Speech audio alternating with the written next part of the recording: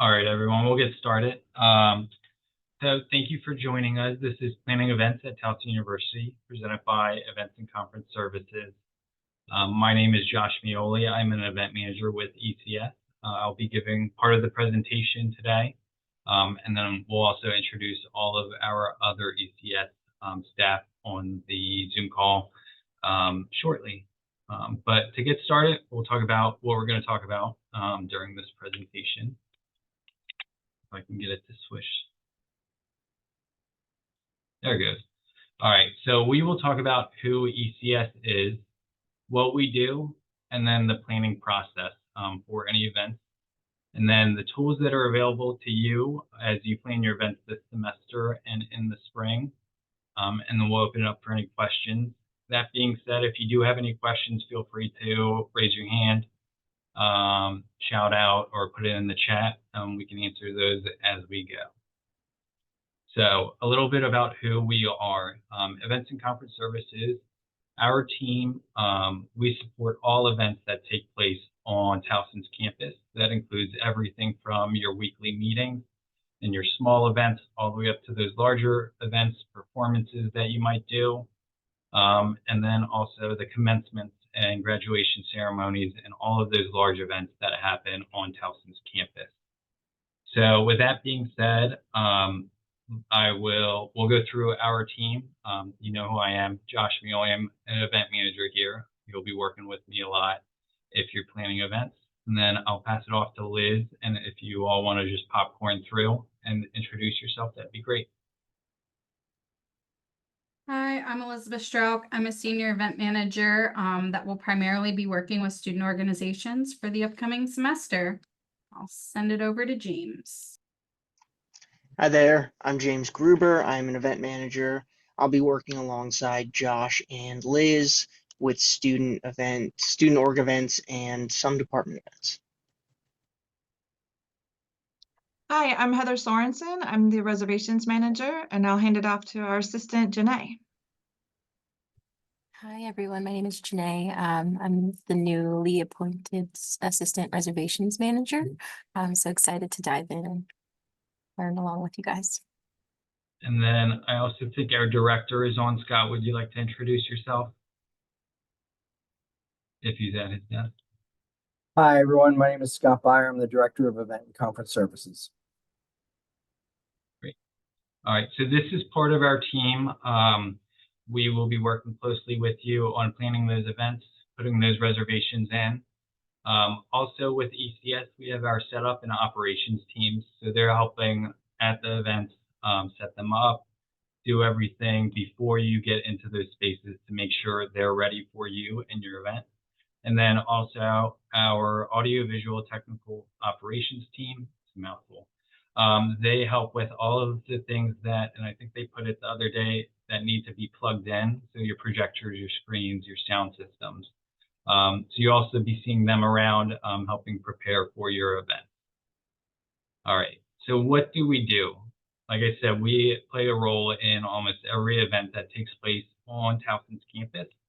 But working with you, we will plan with you and provide the event support that you need. So that those are the setups, the audiovisual technologies, any staffing that you need for your event, and then anything else you can think of, we can probably help, and we will help. And then during the day of your event, for those major events, we will provide event support for you, whether that's event managers on site or staffing, anything that you can think of, we can help with. Before we jump into event planning and the processes that you'll be doing over the semester, we wanted to do a few quick updates for you. So we'll run through these and then we'll get into the events part. So the biggest update that you should be aware of are the new event hours for the Union and West Village. And I'll run through these real quick, but this will all be available for you after our presentation. So Monday through Thursday, events will be able to take place from 7:30 a.m. to 10 p.m. Friday and Saturday, 7:30 to 11 p.m. And then Sunday, 9 a.m. to 10 p.m. So this is the times that you'll be able to have reservations and be able to program in those spaces. Another update, ECS has made an indoor event guidelines, which help you plan events indoors. This is very similar to our outdoor event guidelines, and it's a tool that you can use to prepare for events. And we'll go more into depth later in the presentation about both of those documents. And then a few non-ECS updates. Linthicum is closed as of now, as well as the Health Professions Building is not available for events. All right, so let's get into planning events and the process that you'll be doing over the next semester. So the planning process, a broad outline is you want to consider your timeline, things to consider about your event. So that's the location, the setup, and the AV tech, technology, and then crowd management and how you're executing your events. And don't worry, we will dive into each part of these shortly. All right, so first the timeline, when you should be doing, or what you should be doing and when you should be doing it. The most important thing to note is submitting your reservations at least 14 days before your event. This is the closest that you can get to the date of your event and still submit a reservation and have the event accommodated. That being said, that is very close to your event date, and we like to work further out to make sure everything's set up for you, make sure everything's in line, make sure we can check all the boxes and your event goes as smoothly as possible. So try and get your reservations in 3 to 4 weeks out and start the planning process. And that can start with meeting with your event manager and initiating that planning process. So you can meet with us, or it can be through email or phone call. But getting that communication rolling is very important as early as possible so that we can plan everything and make sure everything is there for you come the day of the event. And then at least 14 days out, you want to confirm all your event details with your event manager. This allows us to then take those details and submit those requests, get those work orders in, and make sure everything is ready for you. And then about a week out to 3 days out, that is when we can make those final changes. We can add a few tables, we can add a sound system if you already have tech. We can make small changes to your event and the details of your event, and the small tweaks. And then 48 hours out from your event date, you want to notify your event manager of any cancellation, whether that's due to weather, if it's an outdoor event, or if you just need to cancel and push the event date back. You want to let us know 48 hours in advance so that we can cancel everything and avoid any late charges, any cancellation fees for you. And then day of your event, it's the big day. So we'll set up, you'll get there and set your stuff up, and then you can execute your event and have fun. All right.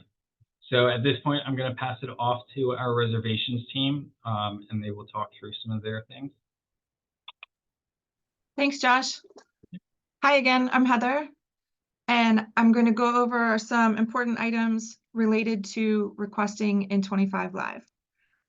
So all organizations, recognized organizations, so URO, University Recognized Organization, may have up to 2 members who are authorized to submit requests on behalf of the organization.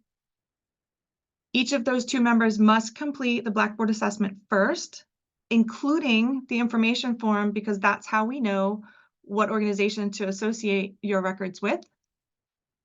You should also log into 25 Live once if you've never done that before, so that the system will recognize you and we can find your records and attach them to the organization and send you a note and let you know that you are now authorized and have access in 25 Live. So the message will come from reservations management. You'll get feedback in the organization, but because it's an organization and not a class, it won't send it to you unless we send it directly to you, which we are doing. So you'll get an email, it'll say, greetings, you're all set. You're valid until the next July. So that'll be July 1, 2025, when everybody's authorization will expire, and you'll do it again for next year. Remember that requests are requests. Everything is subject to changes, adjustments, etc. Submitting a request does not mean you've reserved a location. Until you receive back a message that says confirmed and the details, and you have an assigned event manager or it's a pop-up, you do not have a location reserved. So you should not be promoting, you should not be posting on social media, you should not be telling others that you have a reservation because you don't yet have one. Requesters will receive messages with questions or indicating that your request has been processed, and we attach the details of your reservation to that message. If we've asked for a reply or we've let you know that a portion was denied and action is required, you need to respond or your reservation process will be delayed, which affects the timeline that Josh just went over with you. So please respond when we send messages asking for a response. Dates to consider for this year: August 12 has already gone, but we are currently accepting additional fall requests. So those are additional weekly meetings or events for the fall semester. As of October 28 at 10 a.m., we will begin processing and receiving requests for spring weekly meetings and additional spring events. Then April 8th, 2025, I know it's August and we're talking about April, but April 8th, write it down, it's a Tuesday, 10 a.m., we will start accepting weekly meeting requests for fall 2025 and requests for one event in the fall and one event in the spring for 26. Accuracy counts when you're submitting requests. Please include accurate information, as that helps us process more quickly and get a response back to you. So expected attendance, the number of non-TU guests, the description of your activity, what setup you think you might like, and if you believe that you're interested in any audiovisual equipment for your event. All of that is subject to change, and we know that you'll have a meeting with your event manager and you'll discuss, and some of that information may change. But we need the information that we ask for in the request form so that we can properly process your request. Event types are important. Please use the correct event type when submitting your requests. Weekly meeting for anything that's a recurring meeting, outdoor event if it's an outdoor activity in an outdoor event space, a meeting versus an event, tabling, etc. Each event type includes specific questions in the event form, and those change, so it's important for you to use the correct event type. Just a little note about some date and time limits. Recurring meetings or practices are limited to no more than 3 hours each. Outdoor events cannot be requested fewer than 14 days out. Event managers need time to help you plan your event. Outdoor events have specific additional requirements, as you noted in the Blackboard assessment. So you will not even be able to request an outdoor event fewer than 14 days out.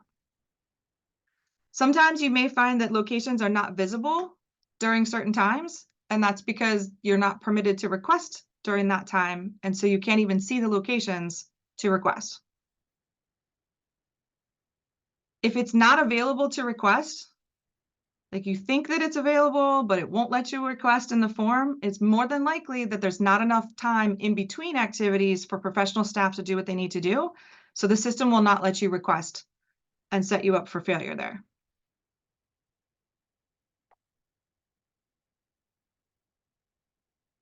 I think we're ready, Josh. Thanks. When should you use Find Me a Space? When you cannot request a location directly. You can type Find Me in the search box in the location area of the event form, click search, and that'll bring up Find Me a Space that you can choose as the location to request. And you should complete the rest of the information as accurately as possible, and we will help find the appropriate location. If you need a refresher on how to do that, the video in the Blackboard assessment, you can watch those videos again without having to redo the assessment itself. So you can check out that video for a refresher on how to use Find Me a Space in the system. It actually shows screenshots and animation of how to do it. What do we mean by pre and post event time? Pre-event time is time for your group or your vendors to prepare for the event in the location. Post-event time is time after the event for your group or your vendors to clean up, pack up, and depart, exit the location. Weekly meetings are limited to no more than 15 minutes of each pre-event and post-event time. Other meetings and events might have limited time availability due to the time that we need for professional staff to change over. So you may ask for a pre-event time that we can't actually accommodate, and we will let you know that we've adjusted that time. Our contact info, the team is Miss Heather and Miss Janae. The best way to reach us is reservations@towson.edu. We answer questions. We help troubleshoot 25 Live. We provide confirmation of whether or not you have access and what's going on. Just send us a note and we will happily get back to you as quickly as possible. Thanks for your time today.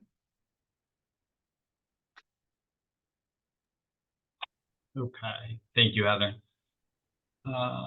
Before we jump into everything else about events, does anyone have any questions?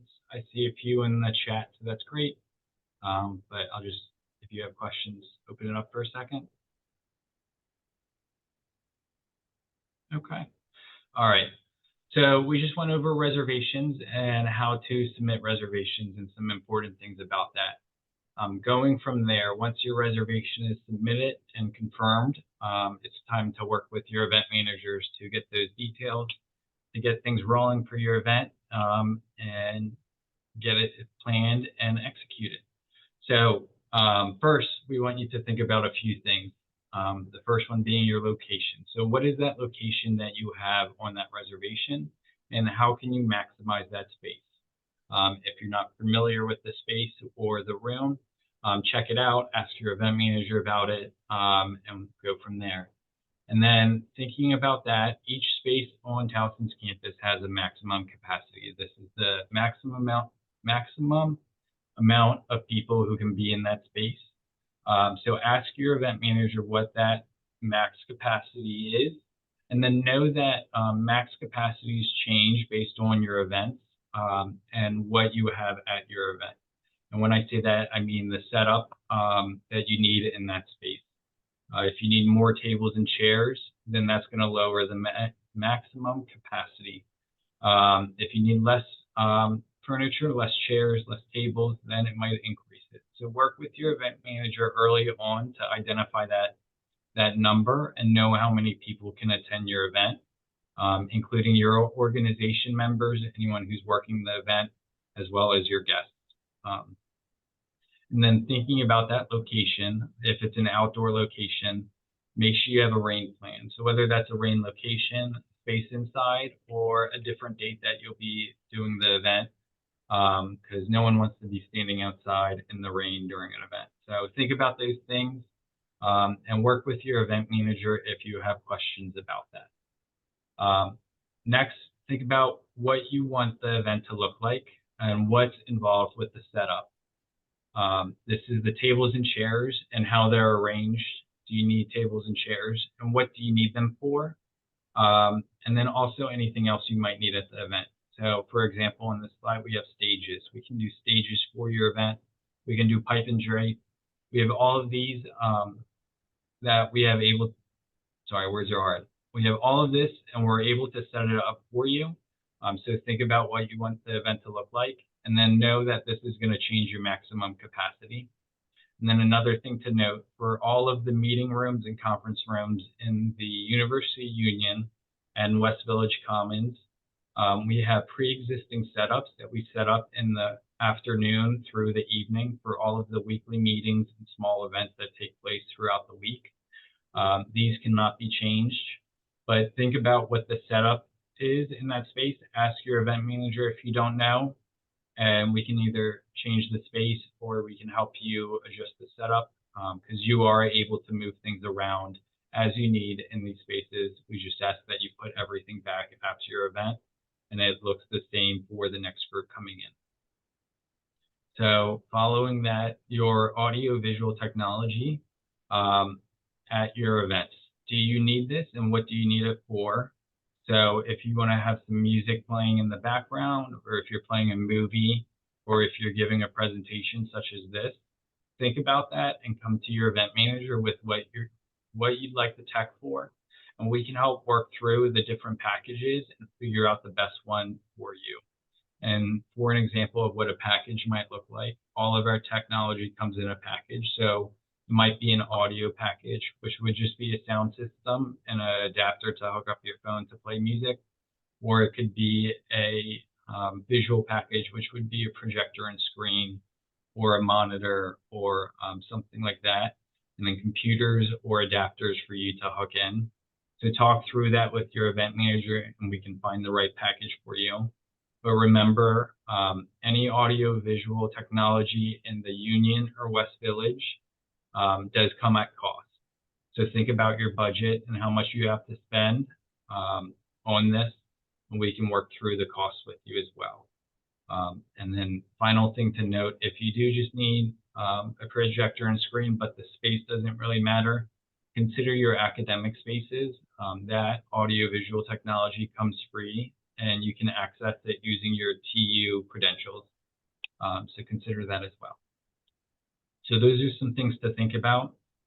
So there's a million other things that you should think about for events. And we're just going to run through those real quick. Every good event has food and beverages added. Who doesn't like free food? So if you're thinking about having food and beverages and drinks or whatever it is at your event, there's a few things you got to consider. First, where is the food coming from? Are you going through Towson University's in-house caterer, Tiger Hospitality Catering, or are you going through an outside vendor, caterer, or restaurant? If you are going through Tiger Hospitality, make sure you put your food orders in early and detailed. That can be through their portal online. If you're going through an outside vendor, caterer, or restaurant, fill out the food waiver. This is online and it allows you the rights to bring outside caterers on campus. And this is because Tiger Hospitality Catering has first right to cater all events on campus. And then think about table costs and tables at your event. So how many tables do you need for your food? Is it a full dinner buffet or is it just some snacks? And then how many tablecloths you might need. You do not have to have tablecloths at your event, but they are a great way to make your event nicer, look pretty, add some themes, some colors to your event. And you can either order those through Tiger Hospitality Catering, or you could go to Party City down the street and get a bunch of wild colors, which is my favorite option. Moving on from food, entertainment contracts. So anytime that you'll be paying for someone to come on campus and provide entertainment, whether that's a comedian or a DJ or anything and everything, you will have to have an entertainment contract for that person. These contracts can be found online through student activities, and you are not to sign this contract or finalize this contract. Gather all of the information and share that with student activities for them to finalize. We do not want you signing the contracts. You should not take that liability on. Let the university sign those for you. If you have any questions about that, reach out to student activities or ECS. We can help you find the right person to talk to. And then moving on from there, liability waivers. So waivers and signs are a great way to relieve liability off of you anytime that you have physical activities at your event or an activity that is inherently dangerous. A good example of this would be inflatables. So if you want a bouncy house to come on campus, you should probably have a liability waiver. And we have two options. We can either do a QR code, which will be scanned by your guests, and it'll take them to the online waiver TU has, or signs that we can put up that waive liability when they're there. So if you have a question, if you're not sure you might need one, ask your event manager. It's better safe than sorry to have it, and they're pretty quick and easy. And then housekeeping. So housekeeping, we want to make sure that we leave the spaces that you're using as they were prior to your event, or even better than they were. So housekeeping can help pick up any trash so that it's not all on you. So what we can do is, especially if it's an outdoor event with food, or you're expecting a lot of trash, we can have trash cans set up, and then that trash will be removed after the fact. So if you might need it, ask your event manager, and we can help you set it up. We can talk through all the different options and go from there. Parking for your events. So anytime that you have external guests or vendors that might need to park on campus during hours that parking is monitoring the parking lots and garages, you should reach out to parking services and set up parking permits or any of that with them. You can reach out to them directly, and their contact information is online. But you want to make sure that everything is set up prior to, so that your guests aren't getting tickets during your event, that your vendors have somewhere to park if they have box trucks or trailers, and make sure all of that is good to go. And then last but not least, if you're going to have a fire on campus in the Glen area, you want to make sure that you fill out the fire permit. That is through Environmental Health and Safety, and your event managers can help you get that permit. And then after it is filled out and submitted to Environmental Health and Safety, you should return the signed permit to your event manager. So those are some things that you should think about. And there are a million other things that you should think about. I think the key point is always talk to your event manager and bring those questions to us, because there are a lot of things to go through for each event. All right, so some tools for you that you can use throughout the semester, throughout the academic year as you plan your events, no matter how big or small the events are. First thing being the Student Guide to Planning Events. This can be found on ECS's webpage, along with everything else in this list. And it is a guide that outlines everything you need to know about events on campus, and it goes into depth about all of those. This is a great tool for you to read through, know what's in it. There's no way you can memorize everything in it. I certainly don't memorize everything in it, but it's good to reference throughout your planning process, and knowing what's in it, so that when you need to know about a setup that you might want, or how much a projector and screen might cost, you can go to that document and reference it. The indoor and outdoor event guidelines, we'll talk more about these, mostly because the indoor event guidelines is new this semester, but these are guidelines that outline what is required for all events, indoors and outdoors. They are two separate documents, but indoors and outdoors, based off of what your event is and the different factors your event has. We'll go more into depth shortly. And then the Blackboard training that Heather talked about a while ago. This is great, especially as you start putting reservations in on 25 Live. It also has great information about planning events on Towson's campus, and it's in a little different format than a guideline or a piece of paper. And you can reference that as you need, and anyone can take it, but remember, only 2 people from your organization can be requesters on 25 Live. And then Events and Conference Services, the team. We are here to answer your questions. We're a great resource. We do this every day. We are on the first floor of the Union, 147. So poke your head in and ask those questions if you want to talk through an idea. If you have a question about an upcoming event or an event that's already passed, we're here and we can help you. Okay. So some event planning tools that we have that you will most likely see. First being a BEO form. This stands for Banquet Event Order. And this is our tool to communicate all of the event details out to our campus partners, to our teams that are setting up your event. So this form will pull information from your reservation, we'll fill it out, and then we'll share this with you to reference. And then we'll make any changes that you need. It'll include everything from the setup to the audio visual technologies, food that you'll be having at your event, and then the timelines of your event. So you'll be seeing these, and we'll make any changes that you want or you need And then this information is how we spread it out to everyone else. And we also have some floor plans through Social Tables, our floor plan platform.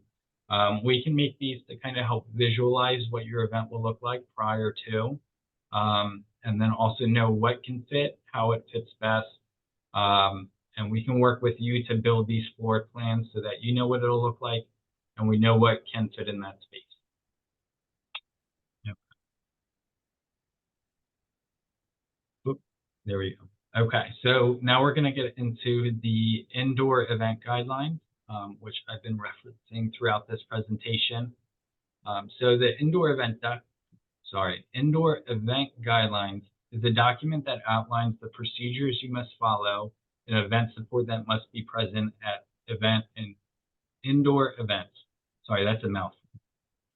So basically this guideline categorizes your event based on the timing and expected attendance and identifies the safety requirements that you need at your event. So things to consider as you reference this document and you're looking at your coming event, think about the timing, so the start and end time, and then the expected attendance, as well as the capacity limitations for the room, and work with your event manager to go through all these details, and we'll outline what is needed for the event. We'll kind of show what might be needed through a decision tree right here, and it is a lot of information, and it's hard, at least for me, to decipher at some points. But what I want to point out is the lower half. This is what is required for events based off of what details are above. So it goes through how many people you're expecting and the end time of your event. And then it outlines what you might need. So for the smaller events that don't end too late, it's just your organization managing the event. But as it gets later, or as your event attendance, increases, you'll start to need more staff on site and more crowd management protocols. So for example, an event manager might be needed on site, as well as your advisor or additional TU, student affairs professional staff. And then for those larger events, or those events that end later and later, additional security staff or crowd management staff might be needed, and ECS and the event manager can provide those through our crowd management staffing company, Safe Management. And so consider all of these things as you're planning your event and you're thinking about those details, and ask your event manager if you have any questions. So the outdoor event guidelines, which we'll talk about now, is very similar to the indoor event guidelines, and several of you might have already seen this document, but it outlines the safety requirements for your outdoor event based on some your event details. And that's going to include your timing of your event and the expected attendance, the amount of people that are there, in addition to if you're expecting external guests versus internal guests. And then it puts you into a risk category. So starting with the lower risk, this is an outdoor event that consists of no external guests.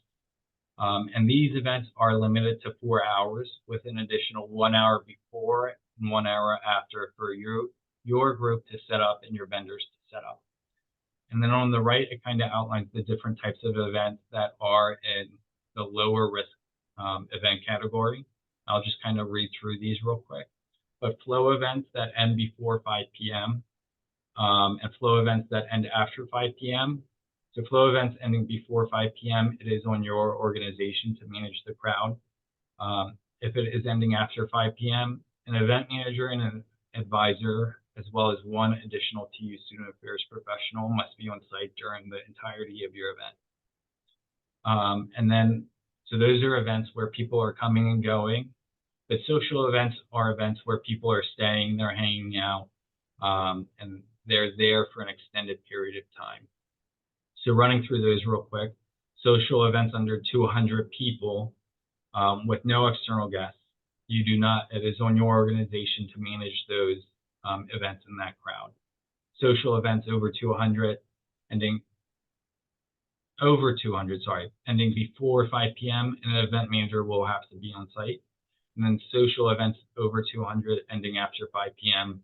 You'll also need a event manager, advisor, and one additional student affairs staff member on site. It's a mouthful. Okay, so outdoor events that are in a high risk category. So these are events that you're going to see external guests at your event. So people coming from off campus into your event, sorry.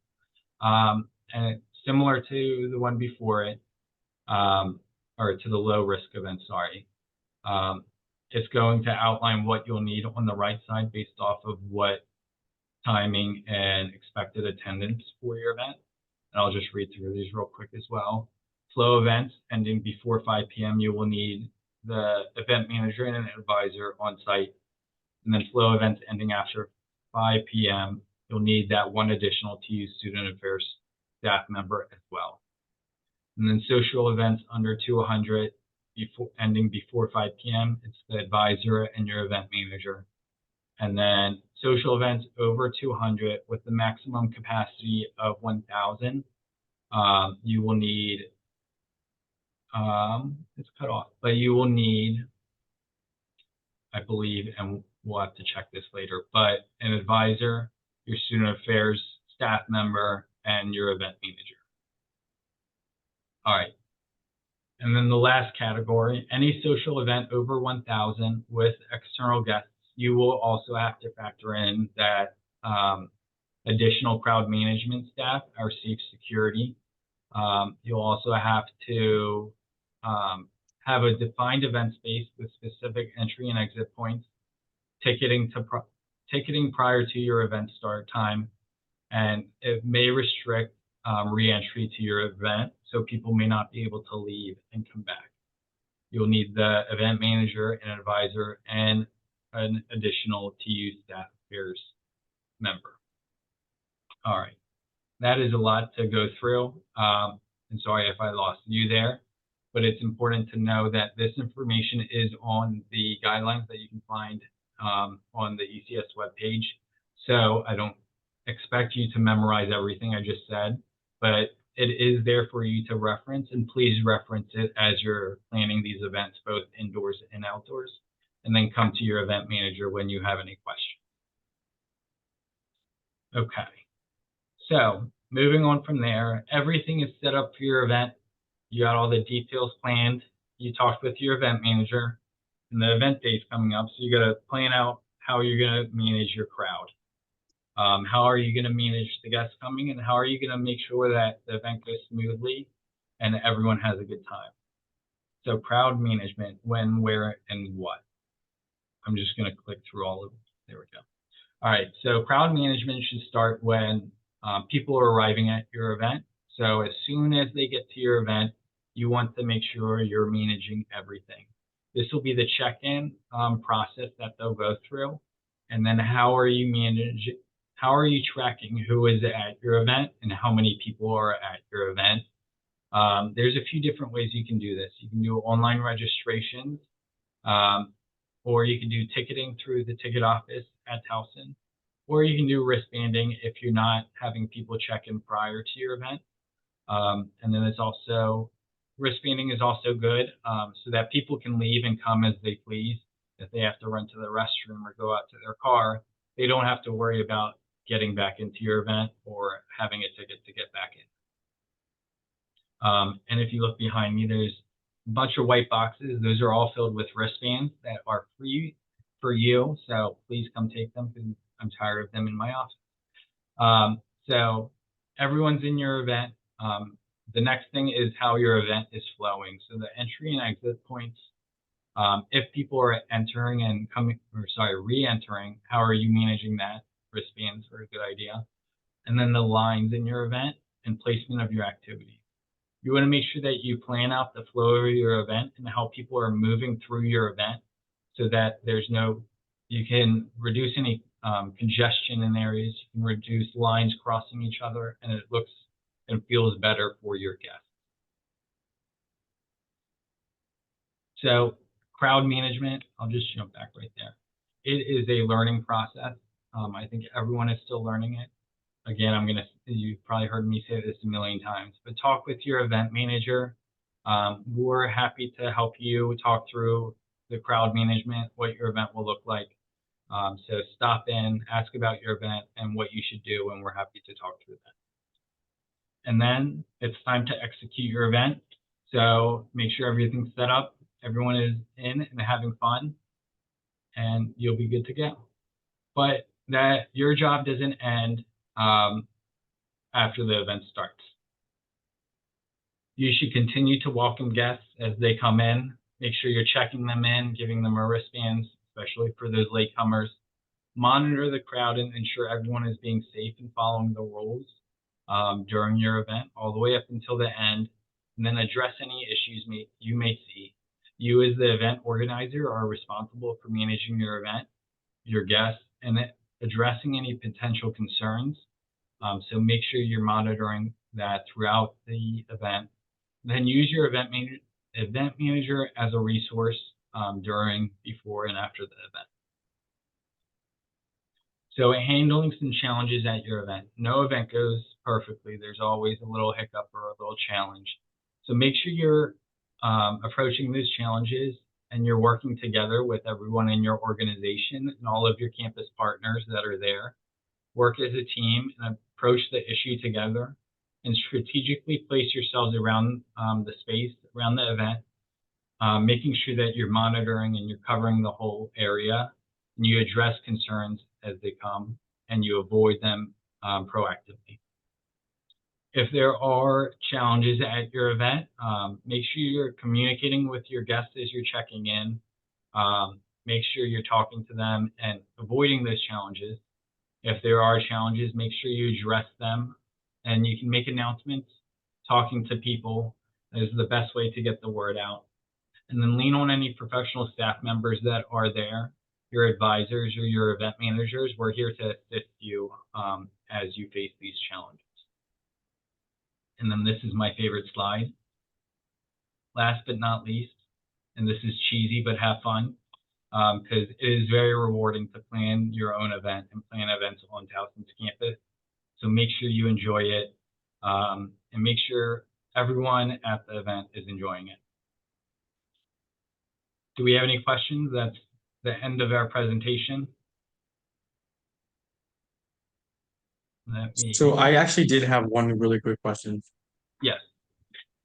So I don't even know if this is allowed, but I was looking at potentially planning like maybe like a blood drive or something like that. So like a van would basically come onto campus and potentially park maybe like in that grass area. I don't know if that would be allowed. I don't know how you would even go about like reserving that space. So I guess my question is like, is it allowed? Is it something we can do? And if it is, what kind of things can I expect moving forward? Liz, do you want to handle that, because you handle a lot of our blood drives on campus? Yes, so we do offer blood drives on campus, and we can work with organizations to bring blood drives to campus. Typically we've done them inside buildings, but I think we could work together to find a location on campus if it was a blood drive van that was coming. So feel free to reach out and we can kind of discuss a little more detail. Awesome, thank you. I was looking more potentially even spring, mainly for like public health week. I'm the club I'm representing is public health, so it'd be further down in the spring if we decided to go move forward with one of those ideas. But thank you, I appreciate that. Absolutely. Feel free to stop by and we can talk through some different options. Great. Any other questions?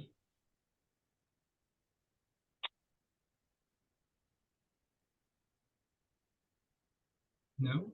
While people are thinking of them, I also just want to let everyone know, after your event, you will receive a survey from Paula Clark in our office, just kind of giving us some information about your experience with planning the event through the execution of it. And we would love for you to fill out that survey for us, just so we can kind of get some feedback and We do pull once a month out of everyone that completes the survey, a lucky club that we then gift $50 to be utilized for a future event.